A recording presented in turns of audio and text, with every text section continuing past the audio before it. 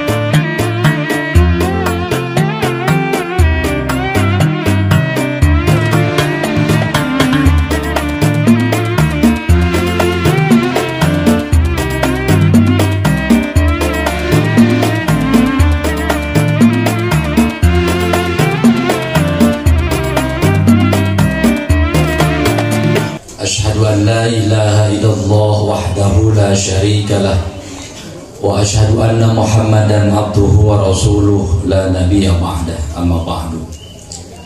Wa qala ta'ala fi muhkam kitabih, a'udzu billahi minasy syaithanir rajim, bismillahirrahmanirrahim. Alam tara ilal ladina baddalu ni'matallahi kufra wa ahallu qawmahum darul bawar. Sadaqallahul adzim.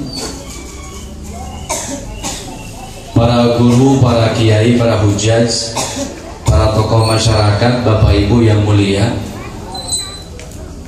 bersyukur yang tiada terhingga hari ini Allah masih memberikan kesempatan kesehatan kepada kita. Allah sampaikan kesempatan kesehatan umur kita, usia kita sampai hari yang kelima ya, di bulan Ramadan tahun 1446 Hijriah. Mudah-mudahan berkumpulnya kita hari ini adalah muqaddimah, pembukaan untuk kita semuanya. Allah kumpulkan kita semuanya di surganya Allah Subhanahu wa ta'ala. Salawat beserta salam semoga Allah limpah curahkan kepada Habibana Kiram Muhammad sallallahu alaihi wasallam. Bapak Ibu yang mulia, syukur yang tidak terhingga Allah masih menjadikan kita sebagai manusia. Allah tidak menjadikan kita sebagai makhluk Allah selain manusia. Coba kalau seandainya Allah menjadikan kita sebagai makhluk langit. Burung itu puasa tiap hari, berangkat di pagi hari dengan tembolok yang kosong dan pulang ke sarang dengan tembolok yang berisi. Setiap hari puasa. Bersyukur kita Allah jadikan sebagai manusia yang berpuasanya ada waktu-waktu tertentu, tidak setiap hari. Beruntung Allah jadikan kita sebagai makhluk Allah yang tidak Allah jadikan menjadi makhluk yang ada di bawah dasar tanah, cacing, ular, bangkong. Coba kalau kita jadi cacing, paling cuma jadi umpan ikan doang. Bahkan jangankan memegang, melihatnya pun jijik. Beruntung tidak Allah jadikan kita menjadi makhluk yang berkaki 1000. Itu kalau sekolah terlambat terus, lama pakai sepatunya. Kakinya 1000 atuh. Sekolah udah pulang dia baru beres pakai sepatu. 1000 kakinya. Kita aja 2 lama ke majelis.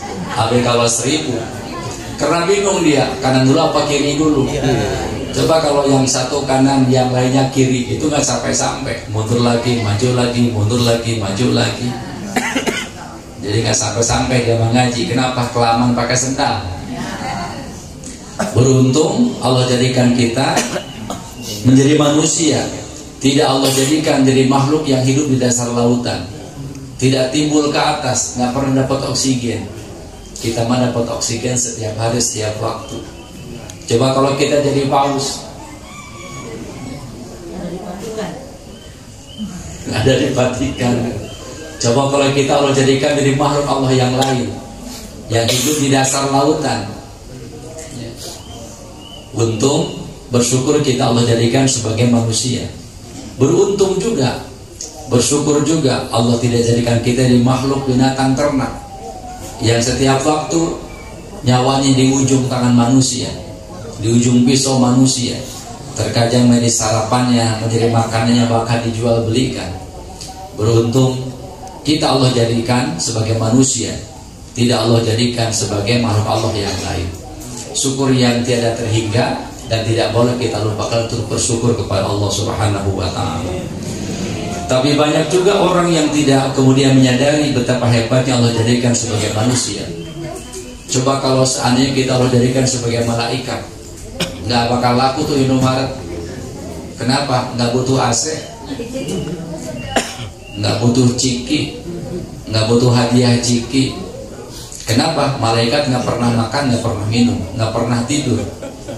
Bahkan dia bukan laki-laki, bukan perempuan. Coba seperti apa? Coba kalau perempuan kelihatan begini kan cakep, pakai kudungan setahun sekali Ramadan doang. Ya kan kelihatan suka menyon kudungannya. Nggak usah dibetulin udah kelihatan dari tadi menyonnya.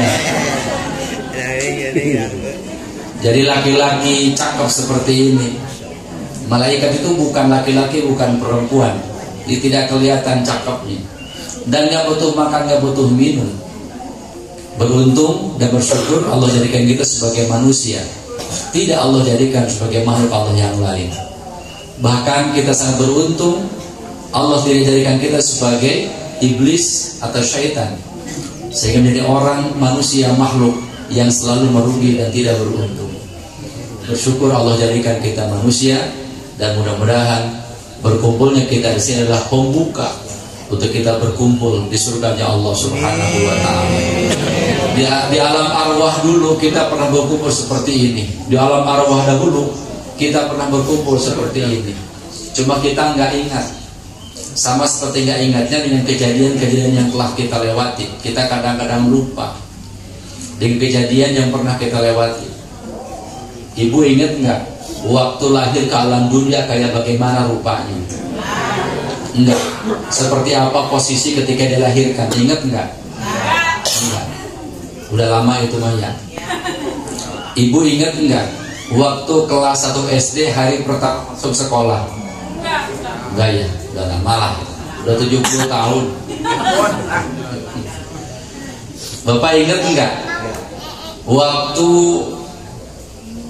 hari tanggal 2 Januari tahun 2000 hari apa? Kan kemarinnya kita bakar jagung ya? Bakar jagung, bakar petasan, goreng ayam. Kita mah kadang-kadang makan jagung nunggu tahun baruan. Banyak. Ada kadang-kadang itu orang-orang belah sono itu kalau mau makan jagung menunggu tahun baru, dibakar dari jam 1 siang, matang jam 5 sore, disimpan di piring.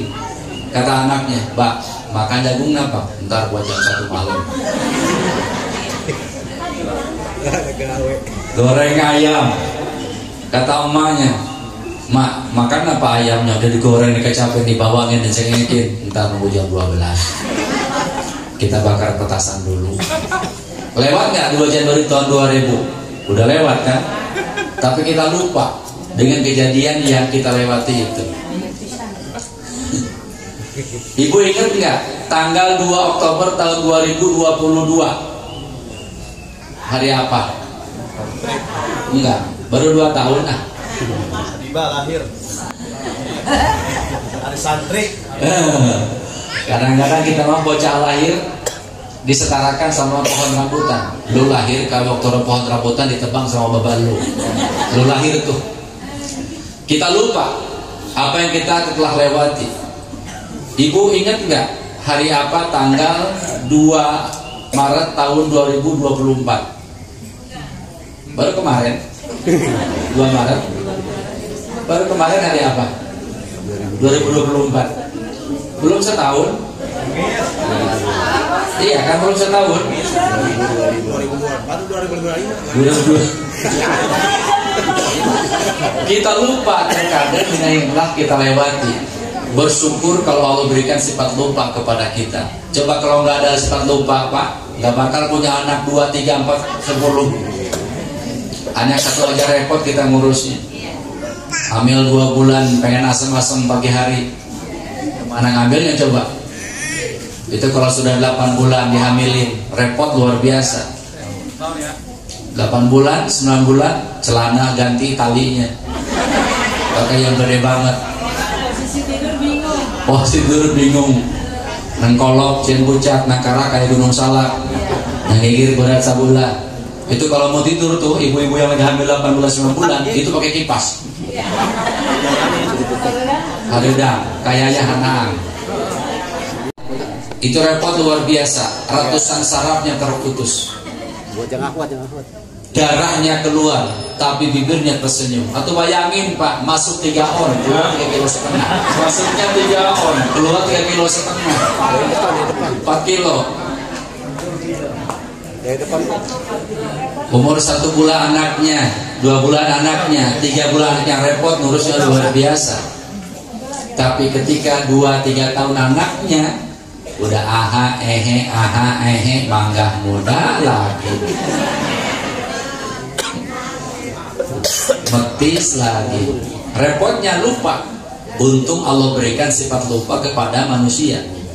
Coba kalau nggak punya sifat lupa, luka yang kita rasakan ketika keiris waktu ngiris bawang terasa sampai hari ini, maka kita tidak akan ngurus bawang lagi. Kenapa? Sakitnya masih terasa. Untungnya masih Allah berikan sifat lupa. Waktu suaminya nikah untuk yang kedua ketiga kali, kokosodan depan rumah. Udah 2 tahun malu, Pak, biarin Pak. Untung Allah berikan sifat lupa kepada kita. Sehingga kemudian terus berproses hidup kita itu, namanya siklus. Ketika berproses maka ada yang tertinggal, ada yang tersisa.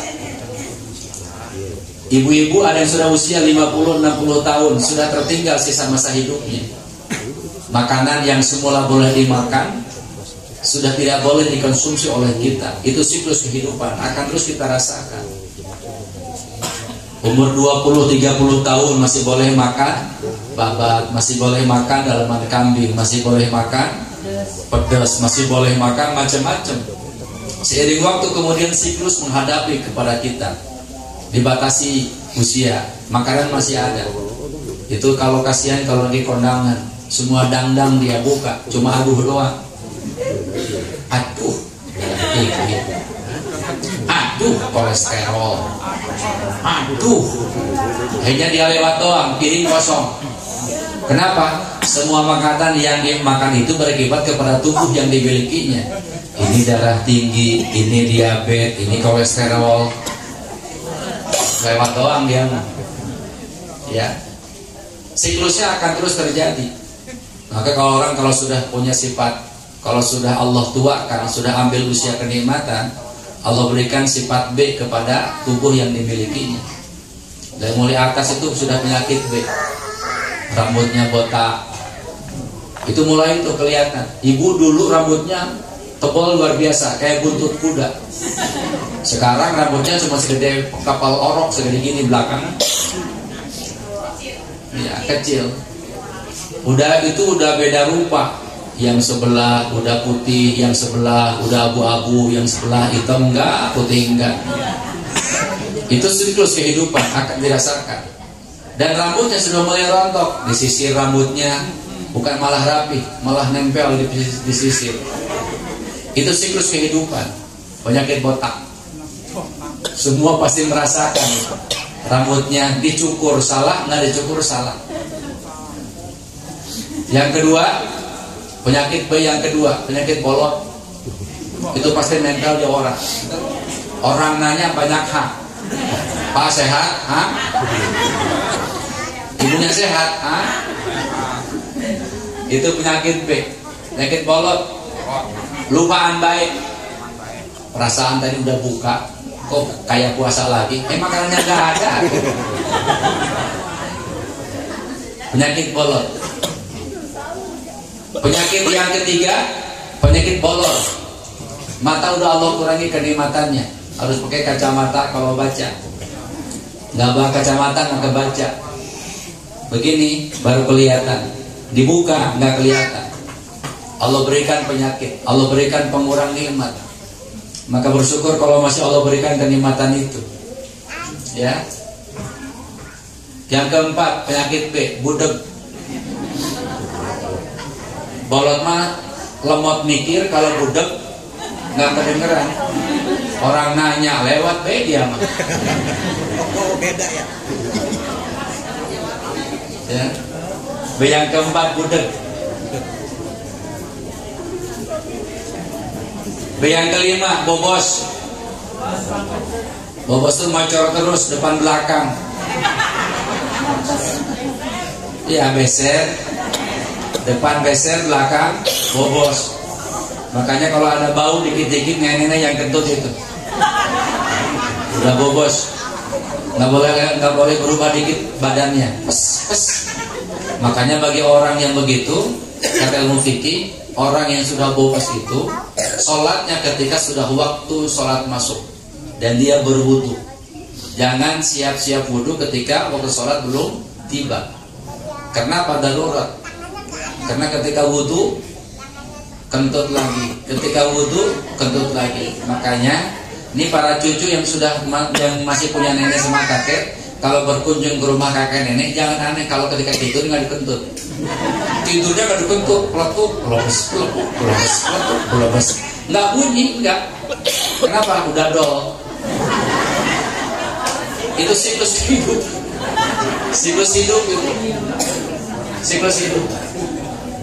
Ya, bobos, beser, mulai. Bersyukur Allah jadikan kita sebagai manusia, makhluk yang penuh dengan kesempurnaan dan disempurnakan oleh Allah penciptaannya. Maka kebersyukuran kita nikmati dengan berbagai hal kesyukuran. Bisa dengan kauliyah, bisa dengan amaliyah, dan bisa dengan kolbun yang kita miliki. Syukur itu bisa berbagai macam cara. Kalau kita syukurnya dengan lisan, itu terbatas dengan duniawiyah.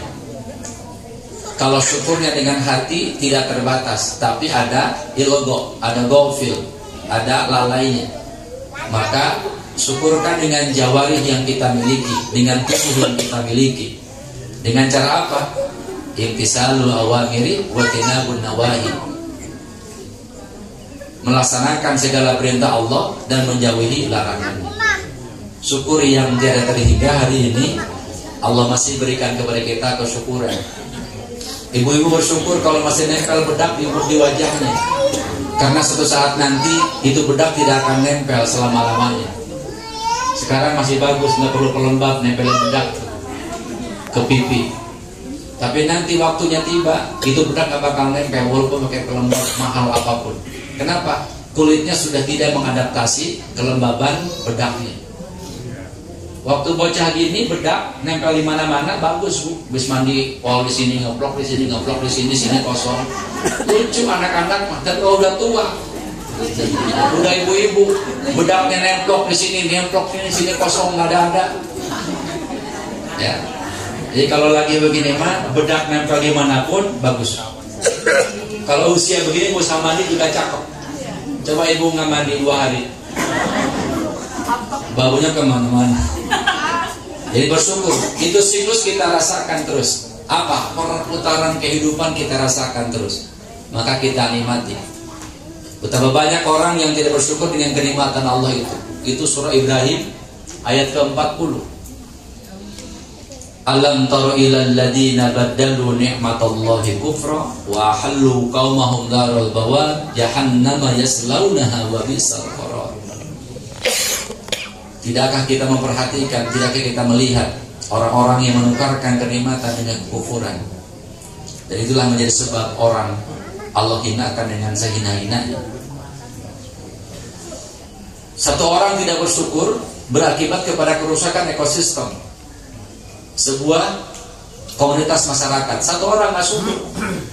Kata orang nggak syukur nih, udahlah nih masih nggak usah pakai karpet, udah bagus keramiknya, mahal keramiknya, jangan pakai karpet, nanti rusak keramiknya. Ada yang satu tuh ngomong, dia ngomong sama yang lain tuh ngebon musuhannya, ngomong harusnya itu keramik nggak usah tutup pakai karpet, mahalan keramik daripada karpetnya. Kata tangganya, emang iya, harusnya mah karpet nggak usah ditutup, itu juga pakai AC, ngapain pakai AC? Masih mau pakai AC, kenapa? Tidur mulu orang nggak pakai AC juga. Dua tuh yang ngomong, nggak syukur. Nanti ngomong tuh sama tetangganya, di masjid pakai AC ya bang? Iya, gua masuk angin kalau pakai AC. Makanya sholat gua di masjid, kenapa? Pakai AC masuk angin. Emang aja malas ke masjid. Tiga tuh nggak syukur. Dia merusak ekosistem yang lain. Kata yang satu lagi ngomong, masjid pakai AC, bayaran mahal, ngapain coba? Empat tuh yang ngomong, rusak tuh ekosistem. Masuk yang kelima, ya udah pakai kipas aja yang murahan. Kipas yang motor begitu tuh gangsing, ngapain pakai AC? 5 tuh rusak tuh ekosistem. Sama orang yang nggak syukur tadi pertama, rusak semuanya. Akhirnya ke masjid nggak ngomongin dia, rusak. Kenapa? Satu orang yang nggak syukur. Maka bersyukur itu tidak boleh kita lalaikan dimanapun kita berada. Bapak Ibu yang mulia, kajian kita meneruskan yang kemarin tentang Labjul Basmalah. Jadi tidak akan meneruskan kajian dari guru kita Abi Pantun. Saya akan meneruskan basmalahnya. Setiap kitab para ulama meneruskan dengan kitab Al-Basmalah, Bismillahirrahmanirrahim. Sebuah kalimat yang sangat hebat. Bahkan dalam kitab Lubab Al-Hadis ada keterangan begini, jangankan mengucapkannya, jangankan mengamalkannya, menuliskannya itu pakai adab, pakai kaifiat, pakai aturan. Kalau kita menuliskan lafaz bismillah, nulis lafaz bismillah, maka harus diperjelas huruf sinnya. Kita kadang menulis bismillah itu langsung ba sin begitu. Walaupun memang ada kaidah ketika ada khat sulusi atau diwani. Tapi perjelas sinnya. Itu sampai begitu. Para ulama memberikan kehebatan terhadap sebuah lafaz dalam Al-Quran, Bismillah itu. Jangankan membacanya, jangankan menuliskannya, menjaganya dengan kebaikan Allah berikan kehebatan. Pertemuan-pertama sudah ada dikisahkan terkait dengan Bashar Al-Hafi. Al-Hafi itu dia tidak pernah, kenapa disebutnya Al-Hafi? Karena kemana-mana dia selalu tidak pakai sendal, telanjang kaki, namanya Al-Hafi, namanya Bashir Al-Hafi. Jadi orang itu kadang-kadang melekat dengan kebiasaan kesehariannya. Itu orang itu, namanya apa? Namanya lakob. Ibu misalnya kemana-mana itu suka tersenyum, maka disebut dengan ibu senyum. Ibu kadang-kadang suka memberikan kebaikan pada yang lain. Itu ada sebutannya, namanya lakob. Nama yang disematkan kepada karena kita melakukan perbuatan-perbuatan tertentu. Bapak mah nggak boleh nempel dikit langsung tidur, dikasih nama Abu Naum atau Pelor atau apa namanya, apalah namanya di kita. Itu namanya sebutan kebiasaan. Nah, Bismillah ini dia perbaiki, dia perlakukan dengan baik. Dia seorang pemabuk, dalam kisah ceritanya, tukang mabuk, tukang tarok, tukang ngerampok, mabuk setiap malam, bahkan tidak hanya mabuk 1 menit, 1 jam, 2 jam, mabuk sepanjang hari. Jadi kalau dia sadar mabuk lagi, sadar mabuk lagi. Ketika dia pulang, dia menemukan lembaran kertas, tulisannya Bismillahirrahmanirrahim. Dia punya uang, kalau kata kita mah 3 juta uangnya itu. Dia beliin tuh 3 juta buat minyak wangi. Setiap hari terdapat Bismillah, dia semprotin itu dengan minyak wangi yang dia beli itu. Sampai dia amankan, sampai dia muliakan dapat Bismillah yang tertulis itu. Yang dia ambil, yang dia pungut di jalanan. Kemudian datang seseorang lewat mimpinya kepada seorang alim. Ada seorang pembesar luar biasa, Allah muliakan orang itu. Sampai itu orang ulama, kiai, syekh datang kepada Bashir Al-Hafi untuk menemuinya, karena Allah memerintahkan lewat mimpinya. Ternyata Apa sebab? Allah muliakan dia karena dia menjaga tulisan Bismillahirrahmanirrahim. Makanya kalau kita punya Quran yang udah butut di rumah itu jangan disia-siain. Kita mah kadang-kadang punya Quran itu bekas mas kawin. Waktu mau 7 bulanan baru ingat, sama suaminya bilang, perasaan kita dulu mas kawin ada Qurannya deh. Iya, perasaan di mana ya? Dicari atas lemari, ada itu. Di atas lemari, di pojok. Itu udah tebalnya segini tuh debunya. Udah dialap-lapin. Halaman pertama udah hilang, halaman kedua udah lengit. Ya, jilidnya udah kemana-mana. Diambil. Kenapa? Ingat mau 7 bulanan anaknya. Kita kadang-kadang tidak memuliakan itu. Tidak memuliakan mushaf Al-Quran itu. Jadi jangankan menuliskannya, jangankan membacanya, memuliakan lafaz bismillah, Allah berikan sebab memuliakan orang itu. Ada kisah, ada cerita di kitab An-Nawadir. Ini kitab disusun oleh Syekh Syahabuddin Ahmad Al-Qalyubi Al-Misri, abad ke-13, abad ke-7 Hijriah. Di bab pertamanya itu tentang fadilah Bismillahirrahmanirrahim. Di bab pertamanya. Jadi ceritanya ada seorang ibu yang setiap kali melakukan perbuatan itu selalu baca basmalah. Mau nyimpan baju beres setrika, kalau mari Bismillahirrahmanirrahim. Mau makan Bismillahirrahmanirrahim. Mau nulis Bismillahirrahmanirrahim. Pakai baju Bismillahirrahmanirrahim. Masak nasi Bismillahirrahmanirrahim. Itu suaminya sebel tuh, sama bininya suka baca Bismillahirrahmanirrahim. Mau dicoba tuh sama lakinya tuh, perempuan. Pas dia disuruh ke pasar, itu kunci dia simpen di bawah lipatan baju. Bawah baju dia simpen Bismillahirrahmanirrahim. Itu lakinya tuh ngintip aja dari luar. Belah mana kunci disimpan? Oh, belah situ. Bininya ke pasar, itu kunci diambil, dilempar tuh ke sumur. Bismillah mulu. Bismillah mulu. Dilempar ke sumur. Isinya pulang dari pasar, nata, niti, sayur, beras, ikan asin, minyak dan sebagainya di dapur, beres. Kata lakinya, "Ma, mana kunci?" Padahal dia yang kunci, itu kunci udah dibuang ke sumur. "Ma, mana kunci?" "Buka no lemari ono." Itu bininya ketika buka lemari dengan Bismillahirrahmanirrahim. Dia ambil tuh kunci di baju yang dia simpan kemarin, kunci tadi pagi dia simpan kunci dengan bacaan Bismillahirrahmanirrahim. Allah utus langsung malaikat. "Wahai malaikat, ambil kunci dalam sumur itu. Aku melihat hambaku yang hebat luar biasa. Setiap dia melakukan perbuatan sesuatu dia baca basmalah. Ambilkan kuncinya dalam sumur." Itu kunci diambil oleh malaikat, disimpan ke tempat yang tadi sebelum suaminya ngambil. Ketika dia ngambil tuh istrinya, ternyata kuncinya ada di balik baju yang dia simpan tadi. Allah berikan pertolongan untuk perempuan karena sebab membaca Bismillahirrahmanirrahim. Ibu mah jangan begitu, Bu. Nanti ingkuan sama lakinya, "Pak, nanti kunci buang ke sumur ya." Ntar emak mau membaca Bismillah deh. Ntar malaikat nolongin kita deh. Jangan coba-coba. Ibu mah imannya beda. Karena imannya iman coba-coba. Sesuganan. Jangan, nggak usah ibu, nggak usah. Lihat wajahnya nggak meyakinkan. Enggak, jangan. Daripada itu jadi bahan cekcok suami istri, mendingan jangan. Udah begitu aja dah. Ya, udah begitu aja. Ada sebuah kisah. Ini dalam kisah ini ada 2 versi. Yang pertama itu bacaan Ratibul Haddad. Zikir yang ke-7. Bismillahilladzi la yadurru ma'asmihi syai'un fil ardi wala fis sama' wa huwas samiul alim. Dalam versi lain itu bismillah. Ada sahabat Rasul yang setiap kali melakukan sesuatu itu mengucapkan Bismillahirrahmanirrahim. Dia punya pembantu orang Yahudi. Sekali makan, itu makannya dia racunin tuh.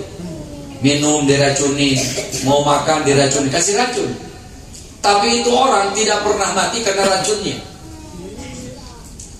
Udah lama tuh, baru sang pembantu tuh ngomong, wahai Syahid, sebenarnya setiap aku ngasih makan sama kamu, ngasih minum sama kamu, itu aku kasih racun tuh makanan sama minuman. Tapi kamu kok nggak mati-mati? Kenapa? Itu kata sahabat Rasul ngomong, setiap aku makan yang kamu sajikan, aku membaca Bismillahirrahmanirrahim. Oh itu. Maka dipecat tuh pembantunya, dia tetap hidup. Besok Pak gitu sama istrinya Pak, Mak besok nih makanan racunin nih sama emak. Racunin deh sama emak. Kenapa? Bapak udah punya ajian sekarang sama Bismillah. Pokoknya minum racunin, makan racunin. Mati. Karena kita mah nggak punya ketebalan iman, nggak punya kepercayaan. Orang dulu itu dengan Bismillah itu bisa terbang. Dengan Bismillah itu bisa terbang. Tubuhnya nggak bisa terkena peluru dengan modal Bismillahirrahmanirrahim. Bacaan yang dia baca. Kenapa? Bacaan yang dia baca diamalkan 1000 kali amalan. Kalau kita sekarang hafal Quran, yang diamalin cuma 1 ayat. Para sahabat mungkin tidak hafal ayatnya ribuan, tapi mengamalkan 1000 amalan. Kita hafal 1000 ayat, diamalkan 1 ayat. Itu sudah bagus. Jadi jangan coba-coba ibu kemudian besok beli urea dari pasar, dari toko petani, beli urea sama racun buat tikus, masukin ke makanan. Pak, baca Bismillah. Yang kemarin ngaji itu hari Rabu subuh, baca Bismillah. Innalillahi, ini masih diumumin. Innalillahi wa inna ilaihi raji'un. Innalillahi wa inna ilaihi raji'un. Telah meninggal dunia warga kampung Pulau yang tadi nyoba Bismillah diracun ya. Jadi karena kita belum meyakinkan itu sebagai sebuah kebenaran mutlak. Bismillah itu adalah ayat kemuliaan. Bismillah adalah ayat kehebatan. Bismillah adalah ayat yang menjadikan kita diberikan kelebihan oleh Allah Subhanahu wa taala. Bahkan kalau kita baca sebelum tidur 21 kali dalam kitab Husnul Faraj. Dalam kitab Husnul Faraj diterangkan begini. Kalau ibu bapak membaca basmalah sebelum tidur 21 kali, Allah amankan dari minasyari, dari pencuri, wal hari, dan kebakaran. Tapi itu baru ikatan ilahiyah, belum ikatan insaniyah. Ikatan insaniyahnya, hukum manusianya, itu rumah dipagar Pak. Udah pagar gitu, digembok Pak pintunya. Digembok itu pakai remote Pak bukanya, pakai kombinasi angka. Udah gembok pakai kombinasi angka, pakai satpam tungguin rumah kita. Itu pagar doang tuh, ada satpam, pakai remote, pakai gembok. Pakai tambah anjing deh, atau bacaan awas anjing galak. Beres rumahnya, pintunya dikunci. Pintunya dikunci. Dikunci. Dulu kan kuncinya pakai palang. Rumah itu pakai palang. Pakai palang tuh. Pintunya 2 lapis. Satunya pintu kayu, satu lagi pintu besi. Pintu besi kunci lagi. Aman deh. Minasyari. Itu hukum insaniyahnya, pakai perangkat-perangkat keamanan. Hukum wilayahnya, baca yang kita bisa baca. Wal hari, dan dari kebakaran. Itu membaca basmalah 21 kali. Bapak Ibu kalau mau tidur baca apa? Kadang-kadang kita mau tidur baca HP. HP itu tertinggal di sini, dihantarkan dengan musik-musik. Mau tidur, HP itu di sini. Bangun tidur, langsung buka HP. Sampai jam berapa? Kangke. Sampai jam 6:00 udah habis satu.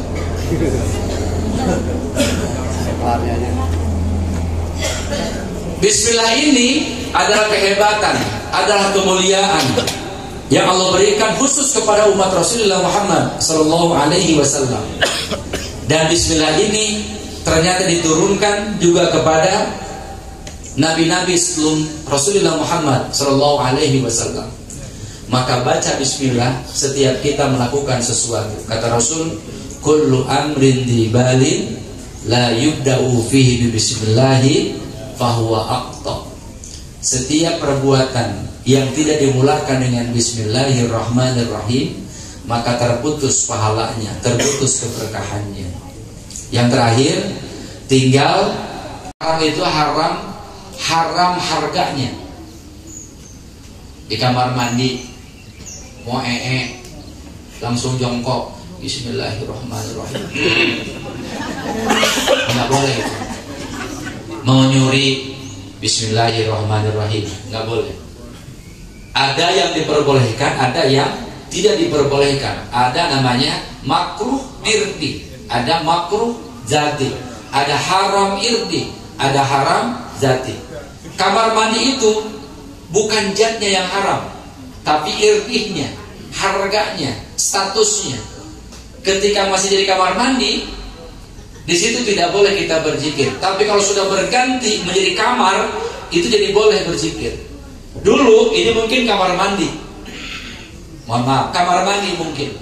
Tapi karena ada perluasan masjid, kamar mandi jadi tempat sujud, maka sudah boleh berzikir. Kenapa? Itu hanya haram irdi, bukan haram zati. Zatnya nggak haram, tapi statusnya yang menjadi kita haram berzikir di situ. Bismillah adalah zikir. Kalau kita baca ketika mengerjakan sesuatu, maka Allah berikan pahala terus mengalir, terus lestari, terus ada sampai kita wafat. Maka biasakan kita membaca basmalah setiap mengerjakan sesuatu, insya Allah. Bapak Ibu yang mulia, kita doakan sahabat, kerabat, saudara kita yang hari Allah berikan sakit, semoga sakitnya menjadi kafaroh dari dosa-dosa yang dikerjakannya dan menjadi penghapus dari kesalahan yang dikerjakannya. Untuk terkhusus Gasetra J. Maulana bin Muhammad Maulana, Ibu Onih binti Entong, Chelsea, pemain bola. Chelsea kayaknya penggemar klub ini kayak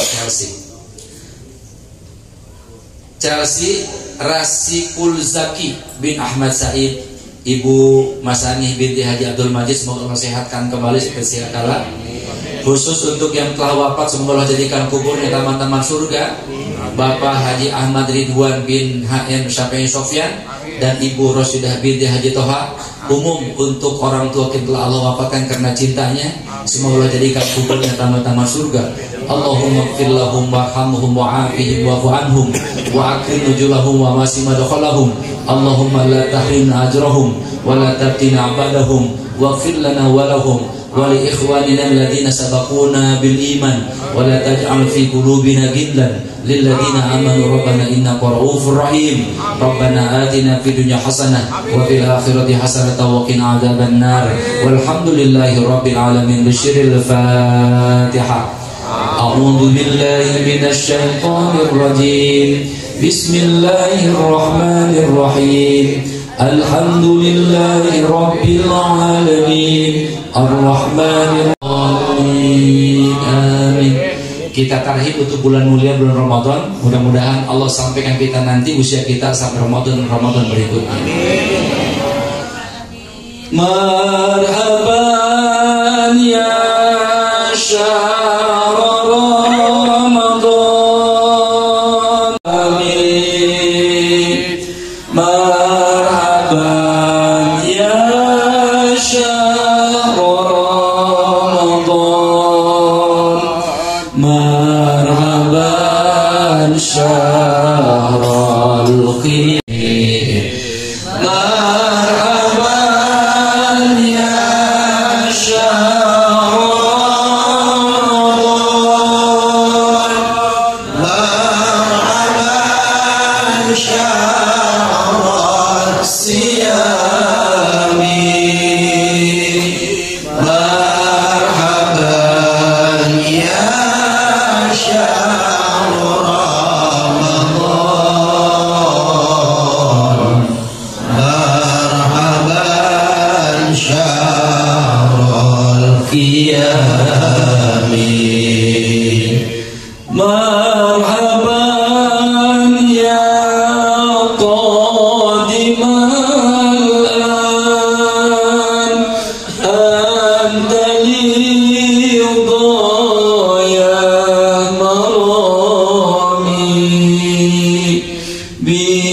قدومك ينجلي الرام ويجول الالتمام مرحبا يا شهر رمضان مرحبا شهر الصيام مرحبا يا شهر رمضان مرحبا شهر القيام مرحبا يا قرة أعيان مسلم كل إحسان يا مشرف بالدوام مرحبا يا شهر رمضان مرحبا شهر الصيام مرحبا يا شهر رمضان مرحبا شهر القيام فيك ينشد كل إنسان بالتلاوة والقيام ويصفى كل شيطان ويكبل في المنام مرحبا يا شهر رمضان مرحبا شهر الصيام مرحبا يا شهر رمضان مرحبا شهر القيام اللهم صل وسلم وبارك عليه وعلى آله. Assalamualaikum warahmatullahi wabarakatuh. Ini setahun dua aja barang-barang.